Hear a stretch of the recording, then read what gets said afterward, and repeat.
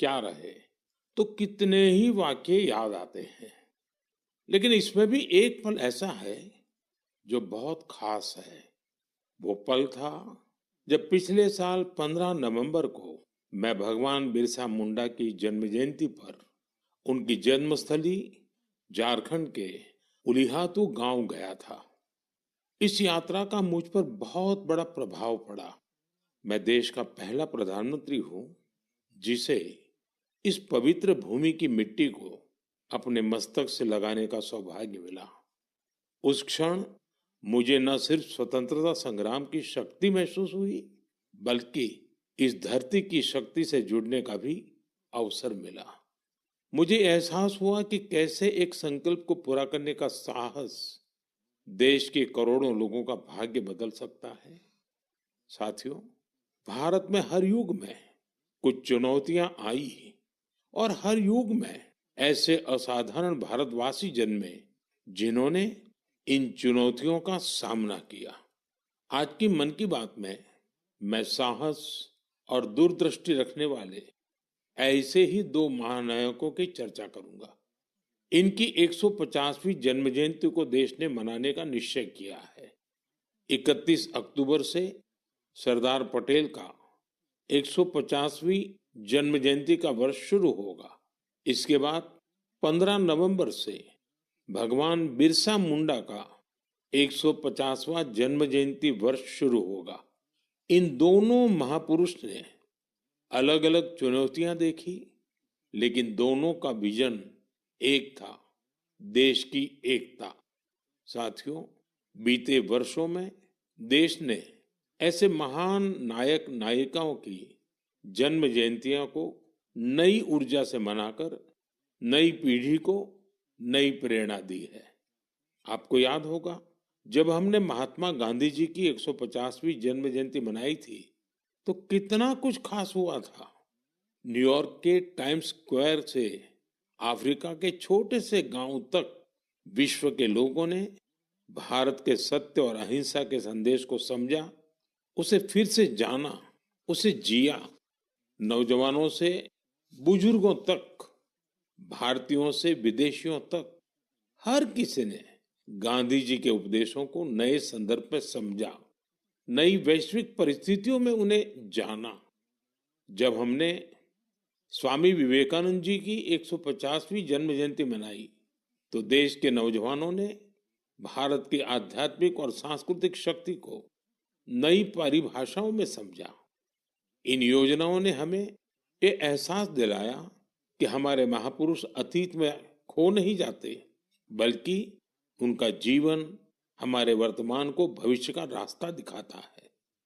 साथियों, सरकार ने भले इन महान विभूतियों की 150वीं जन्म जयंती को राष्ट्रीय स्तर पर मनाने का निर्णय लिया है, लेकिन आपकी सहभागिता ही इस अभियान में प्राण भरेगी, इसे जीवंत बनाएगी। मैं आप सभी से आग्रह करूंगा कि आप इस अभियान का हिस्सा बने। लौह पुरुष सरदार पटेल से जुड़े अपने विचार और कार्य हैशटैग सरदार 150 के साथ साझा करें और धरती आबा बिरसा मुंडा की प्रेरणाओं को हैशटैग बिरसा मुंडा 150 के साथ दुनिया के सामने लाए। आइए एक साथ मिलकर इस उत्सव को भारत की अनेकता में एकता का उत्सव बनाएं, इसे विरासत से विकास का उत्सव बनाएं।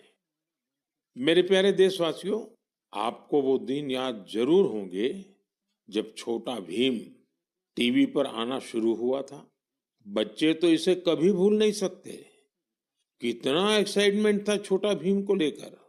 आपको हैरानी होगी कि आज ढोलकपुर का ढोल सिर्फ भारत में ही नहीं, बल्कि दूसरे देश के बच्चों को भी खूब अट्रैक्ट करता है। इसी तरह हमारे दूसरे एनिमेटेड सीरियल्स कृष्णा, हनुमान, मोटू पतलू के चाहने वाले भी दुनिया भर में हैं। भारत के एनिमेशन कैरेक्टर्स, यहाँ की एनिमेशन मूवीज अपने कंटेंट और क्रिएटिविटी की वजह से दुनिया भर में पसंद की जा रही है।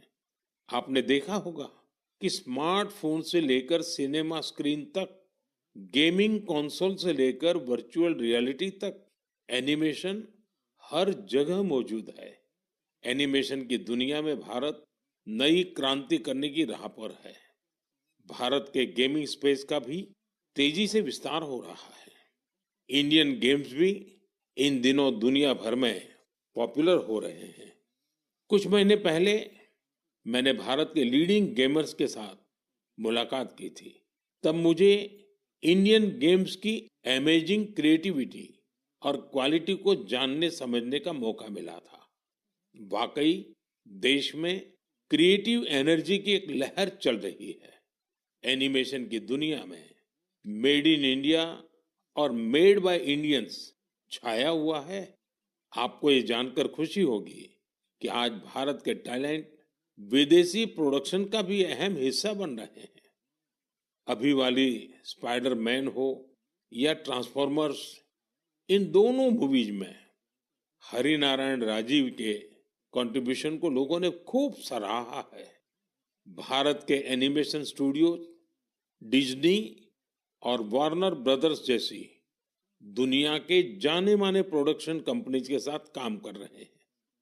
साथियों, आज हमारे युवा ओरिजिनल इंडियन कंटेंट, जिसमें हमारी संस्कृति की झलक होती है, वो तैयार कर रहे हैं। इन्हें दुनिया भर में देखा जा रहा है।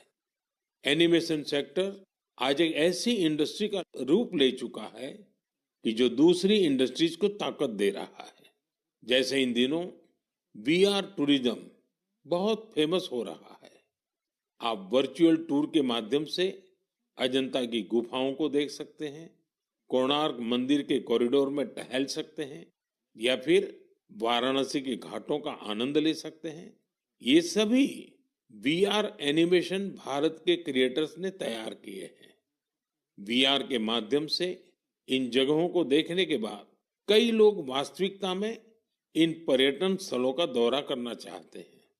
यानी टूरिस्ट डेस्टिनेशन का वर्चुअल टूर लोगों के मन में जिज्ञासा पैदा करने का माध्यम बन गया है।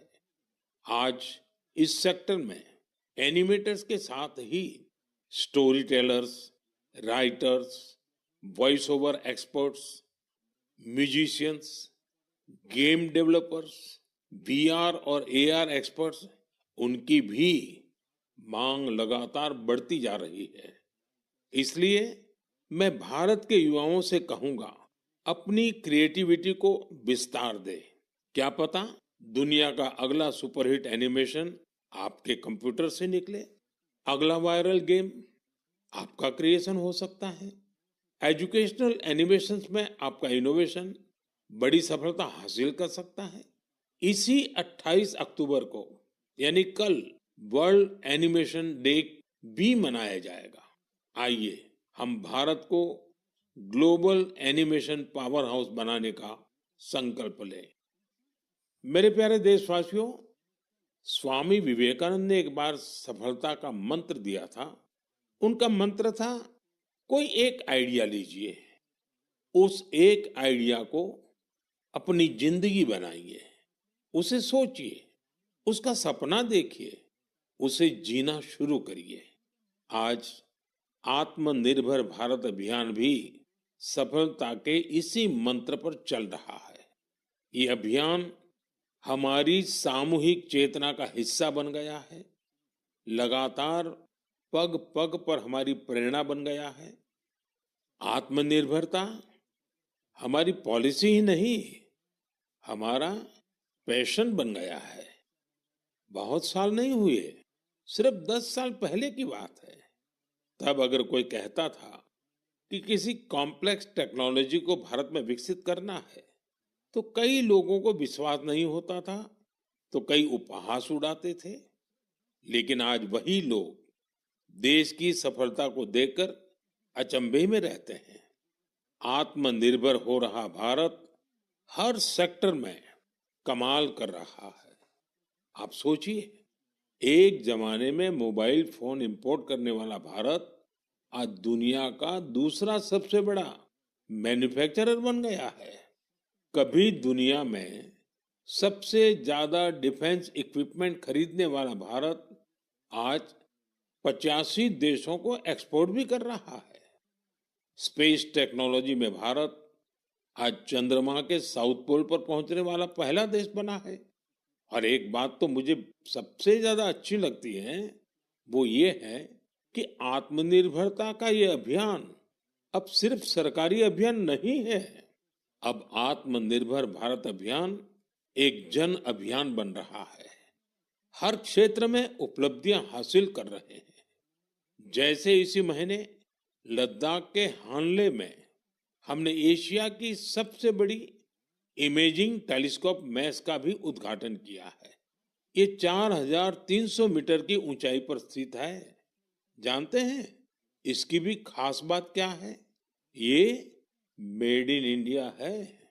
सोचिए, जिस स्थान पर -30 डिग्री की ठंड पड़ती हो, जहां ऑक्सीजन तक का अभाव हो, वहां हमारे वैज्ञानिकों और लोकल इंडस्ट्री ने वो कर दिखाया है जो एशिया के किसी देश ने नहीं किया। हानले का टेलीस्कोप भले ही दूर की दुनिया देख रहा हो, लेकिन ये हमें एक चीज और भी दिखा रहा है, और ये चीज है आत्मनिर्भर भारत का सामर्थ्य। साथियों, मैं चाहता हूं आप भी एक काम जरूर करें। आत्मनिर्भर होते भारत के ज्यादा से ज्यादा उदाहरण, ऐसे प्रयासों को शेयर करिए। आपने अपने पड़ोस में कौन सा नया इनोवेशन देखा? किस लोकल स्टार्टअप ने आपको सबसे ज्यादा इंप्रेस किया? हैशटैग आत्मनिर्भर इनोवेशन के साथ सोशल मीडिया पर यह जानकारियां लिखिए और आत्मनिर्भर भारत का उत्सव मनाइए।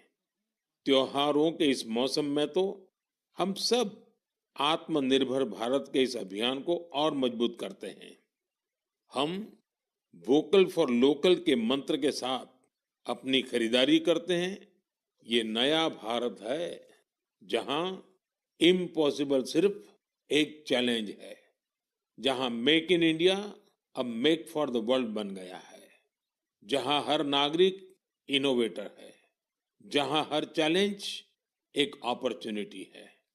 हमें न सिर्फ भारत को आत्मनिर्भर बनाना है, बल्कि अपने देश को इनोवेशन के ग्लोबल पावर हाउस के रूप में मजबूत भी करना है। मेरे प्यारे देशवासियों, मैं आपको एक ऑडियो सुनाता हूं। हेलो सर नमस्ते सर। नमस्ते सर बोलिए सर। देखिए, ये जो आपने एफआईआर नंबर मुझे सेंड किया है, इस नंबर के खिलाफ 17 कंप्लेंट्स हमारे पास। आप ये नंबर यूज कर रहे हैं? मैंने नहीं यूज करता हूँ सर। अभी कहाँ से बात कर रहे हो? सर कर्नाटका सर, वो मगर में हूँ सर। ओके, इसके लिए आप अपनी स्टेट में रिकॉर्ड करवाइए ताकि ये नंबर ब्लॉक कर दिया जाए, फ्यूचर में आपको कोई प्रॉब्लम ना हो। Okay, yes sir.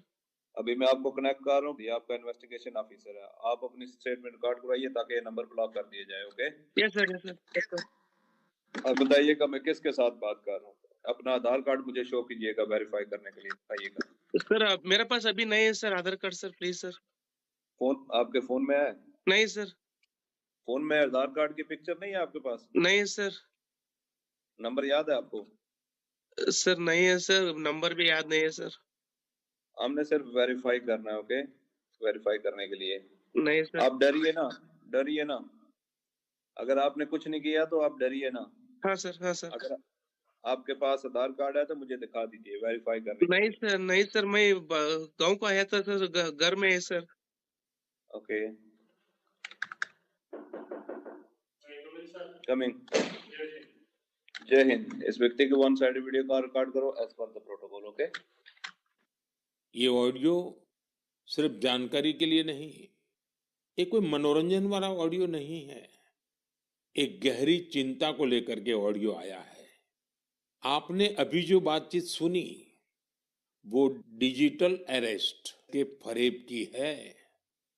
ये बातचीत एक पीड़ित और फ्रॉड करने वाले के बीच हुई है, डिजिटल अरेस्ट के फ्रॉड में फोन करने वाले कभी पुलिस, कभी सीबीआई, कभी नारकोटिक्स, कभी आरबीआई, ऐसे भांति भांति के लेबल लगाकर बनावटी अधिकारी बनकर बात करते हैं और बड़े कॉन्फिडेंस के साथ करते हैं।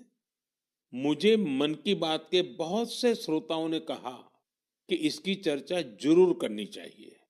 आइए मैं आपको बताता हूं ये फ्रॉड करने वाली गैंग काम कैसे करती है, ये खतरनाक खेल क्या है। आपको भी समझना बहुत जरूरी है, औरों को भी समझाना उतना ही आवश्यक है। पहला दांव, आपकी व्यक्तिगत जानकारी वो सब जुटा करके रखते हैं। आप पिछले महीने गोवा गए थे, है ना? आपकी बेटी दिल्ली में पढ़ती है ना? वे आपके बारे में इतनी जानकारी जुटा कर रखते हैं कि आप दंग रह जाएंगे। दूसरा दांव, भय का माहौल पैदा करो। वर्दी, सरकारी दफ्तर का सेटअप, कानूनी धाराएं, वो आपको इतना डरा देंगे फोन पर बातों बातों में आप सोच भी नहीं पाएंगे। और फिर उनका तीसरा दांव शुरू होता है। तीसरा दांव, समय का दबाव। अभी फैसला करना होगा वरना आपको गिरफ्तार करना पड़ेगा। ये लोग पीड़ित पर इतना मनोवैज्ञानिक दबाव बना देते हैं कि वो सहम जाता है। डिजिटल अरेस्ट के शिकार होने वालों में हर वर्ग, हर उम्र के लोग हैं। लोगों ने डर की वजह से अपनी मेहनत से कमाए हुए लाखों रुपए गंवा दिए हैं। कभी भी आपको इस तरह का कोई कॉल आए तो आपको डरना नहीं है। आपको पता होना चाहिए कोई भी जांच एजेंसी फोन कॉल या वीडियो कॉल पर इस तरह पूछताछ कभी भी नहीं करती। मैं आपको डिजिटल सुरक्षा के 3 चरण बताता हूं। ये 3 चरण है: रुको, सोचो, एक्शन लो।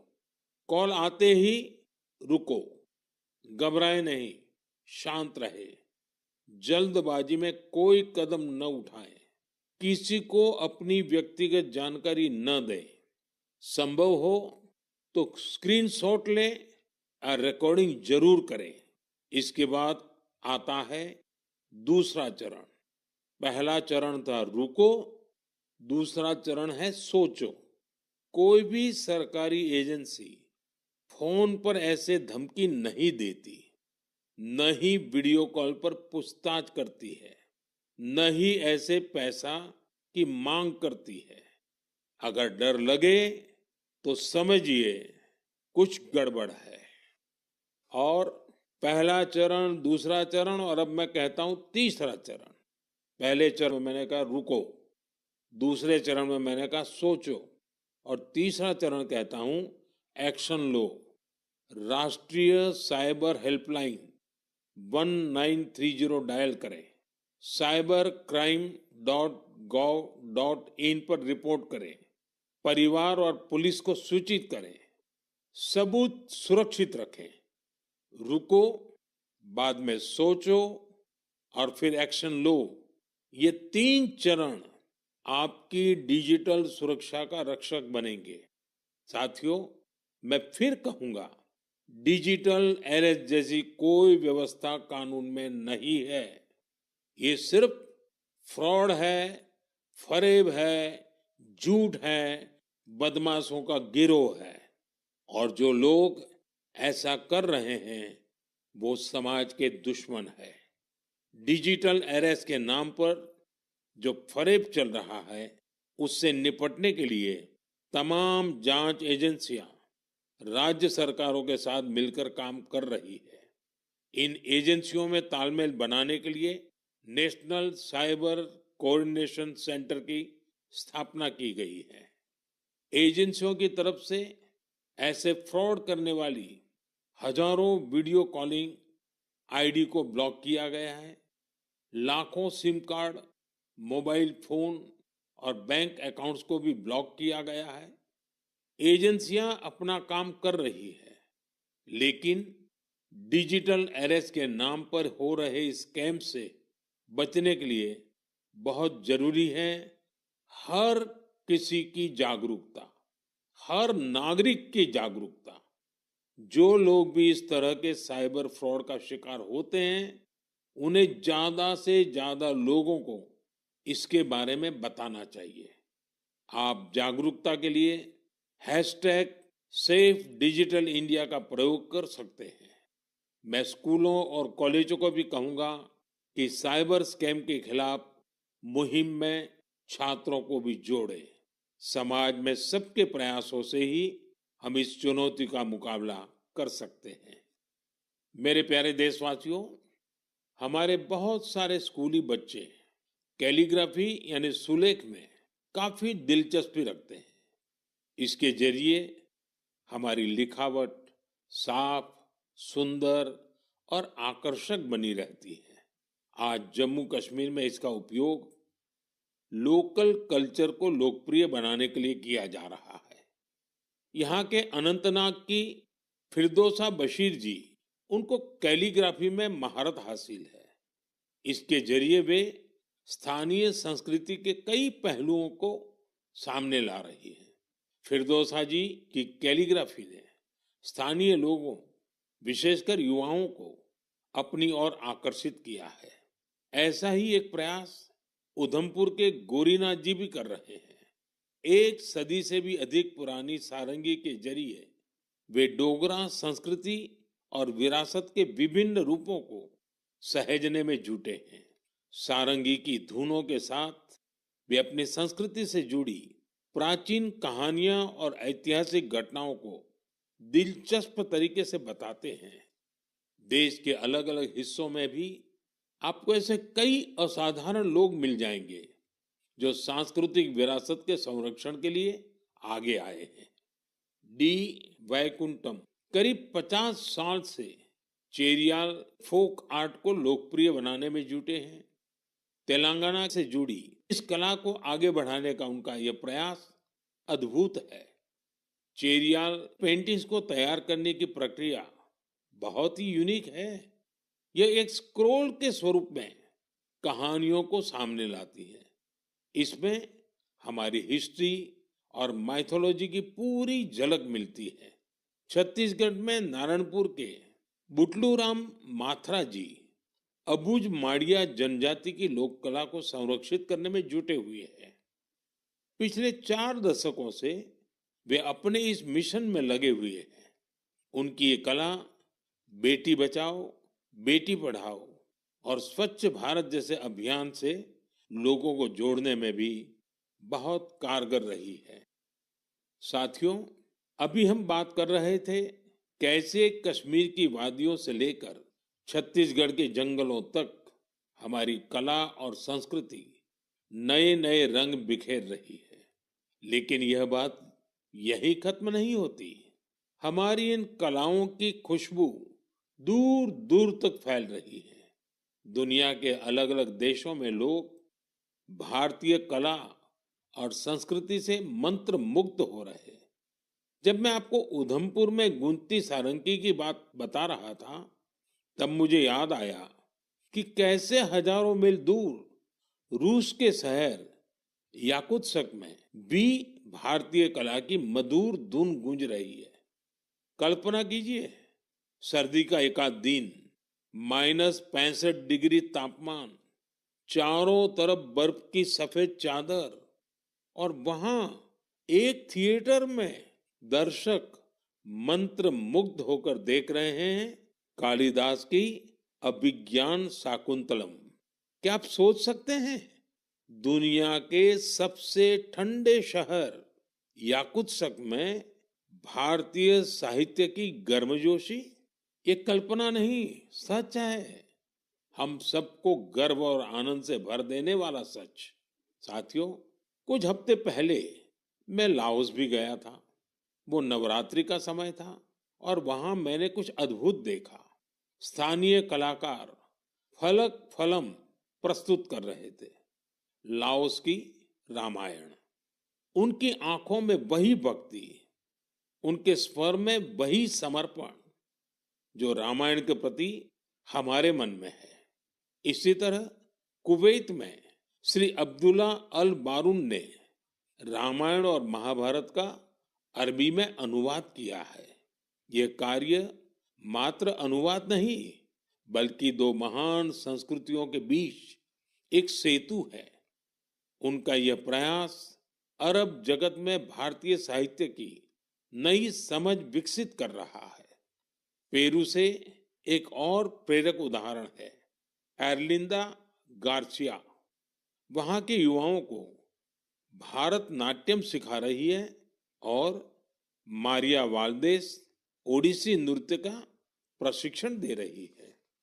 इन कलाओं से प्रभावित होकर दक्षिण अमेरिका के कई देशों में भारतीय शास्त्रीय नृत्य की धूम मची हुई है। साथियों, विदेशी धरती पर भारत के ये उदाहरण दर्शाते हैं कि भारतीय संस्कृति की शक्ति कितनी अद्भुत है। ये लगातार विश्व को अपनी ओर आकर्षित कर रही है। जहां जहां कला है, वहां वहां भारत है। जहां जहां संस्कृति है, वहां वहां भारत है। आज दुनिया भर के लोग भारत को जानना चाहते हैं, भारत के लोगों को जानना चाहते हैं। इसलिए आप सभी से एक अनुरोध भी है, अपने आसपास ऐसी सांस्कृतिक पहल को #कल्चरल ब्रिजेस के साथ साझा कीजिए। मन की बात में हम ऐसे उदाहरण पर आगे भी चर्चा करेंगे। मेरे प्यारे देशवासियों, देश के बड़े हिस्से में ठंड का मौसम शुरू हो गया है, लेकिन फिटनेस का पैशन, फिट इंडिया की स्पिरिट, इसे किसी भी मौसम से फर्क नहीं पड़ता। जिसे फिट रहने की आदत होती है, वो सर्दी, गर्मी, बरसात कुछ भी नहीं देखता। मुझे खुशी है कि भारत में अब लोग फिटनेस को लेकर बहुत ज्यादा जागरूक हो रहे हैं। आप भी देख रहे होंगे कि आपके आसपास के पार्कों में लोगों की संख्या बढ़ रही है। पार्क में टहलते बुजुर्गों, नौजवानों और योग करते परिवारों को देखकर मुझे अच्छा लगता है। मुझे याद है जब मैं योग दिवस पर श्रीनगर में था, बारिश के बावजूद भी कितने ही लोग योग के लिए जुटे थे। अभी कुछ दिन पहले श्रीनगर में जो मैराथन हुई, उसमें भी मुझे फिट रहने का यही उत्साह दिखाई दिया। फिट इंडिया की ये भावना अब एक मास मूवमेंट बन रही है। साथियों, मुझे ये देखकर भी अच्छा लगता है कि हमारे स्कूल्स बच्चों की फिटनेस पर अब और ज्यादा ध्यान दे रहे हैं। फिट इंडिया स्कूल आवर्स भी एक अनोखी पहल है।